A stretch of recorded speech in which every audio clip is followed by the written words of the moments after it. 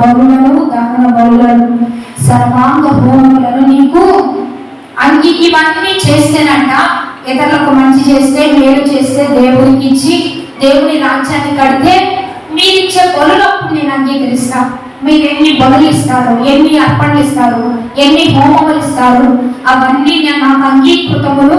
అప్పుడు జనులు నీ బలిపీఠం వద్ద కోడిను అర్పించగలరు. పాపం వీళ్ళు అర్పిస్తూనే వస్తున్నారు.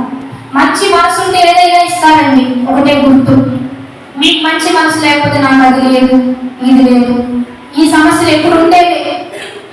ఎప్పుడు మీరు ఇప్పుడు భూమి సంపాదించారంటే, పొలం సంపాదించారంటే మీకు కాకపోయిన తర్వాత మీ బిడ్డలకి ఆస్తిగా ఉండదా?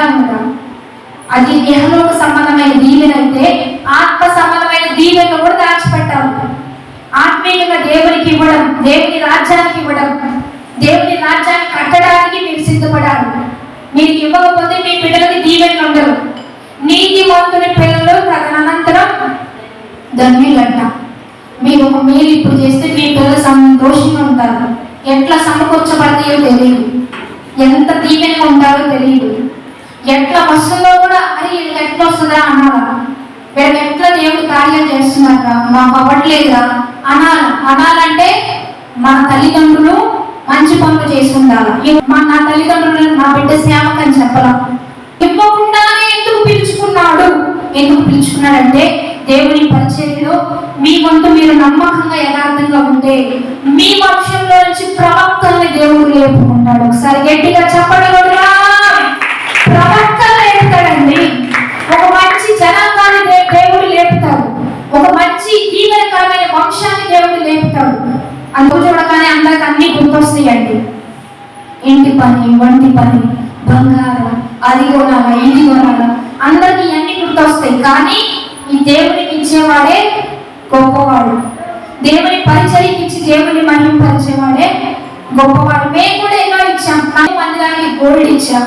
నాకు కలిగిన అంతా ఏ దైవజనులు జాబ్ చేసిన ఆ డబ్బులు సేవకి ఇచ్చాం.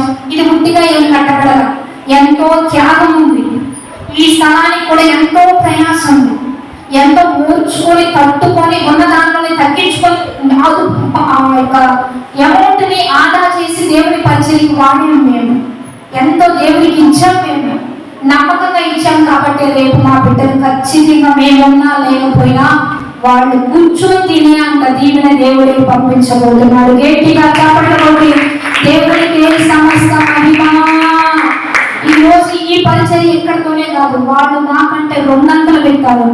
మాకంటే అద్భుతమైన పరిచర్య చేయాలా, మాకంటే ఇంకా సూపర్ అన్నింటితో వాళ్ళు వాడబడాలనే మనసుతోనే ఇప్పుడు మేము ఏదైనా చేస్తున్నాం, ఏదైనా ఇస్తున్నాం. కాబట్టి దేవుడు పెట్టారా, ఈ రీతిగా మనం కూడా దేవుడికి ఇద్దాం. మన బిడ్డలకు అది ధన్యత. వాళ్ళు పంటకు వస్తున్నారు, వాళ్ళు అద్భుతంగా దీవించబడ్డారు. ఎక్కడ వాళ్ళు కన్నీరు ఉండదు, ఎక్కడ వాళ్ళు వేదన పడరు. అంతా దేవుడే సమకూరుస్తాడు, అంతా దేవుడే ఇస్తాడు. గట్టిగా చప్పట్లు కొడుతూ దేవుడికి సమస్త మహిమ